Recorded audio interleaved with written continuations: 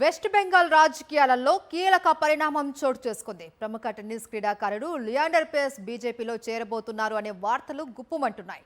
కోల్కతాలోని ఓ హోటల్లో లియాండర్ పేస్ బీజేపీ జాతీయ అధ్యక్షుడు నితిన్ సబిన్ను కలిశారు. అలాగే రాష్ట్ర బీజేపీ అధ్యక్షుడు సమీక్ భట్టాచార్యతో భేటీ అయినట్లు తెలుస్తోంది. 2021లో తృణమూల్ కాంగ్రెస్లో చేరిన పేస్ అసంతృప్తి కారణంగా 2022లో పార్టీ నుంచి వైదొలిగారు.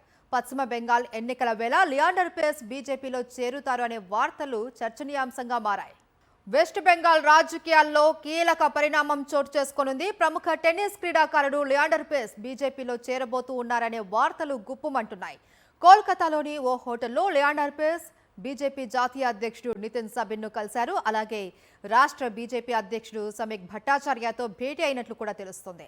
2021లో తృణమూల్ కాంగ్రెస్లో చేరిన పేస్ అసంతృప్తి కారణంగా 2022లో పార్టీ నుంచి వైదొలిగారు. పశ్చిమ బెంగాల్ ఎన్నికల వేళ లియాండర్ పేస్ బీజేపీలో చేరుతారు అనే వార్తలు చర్చనీయాంశంగా మారాయి.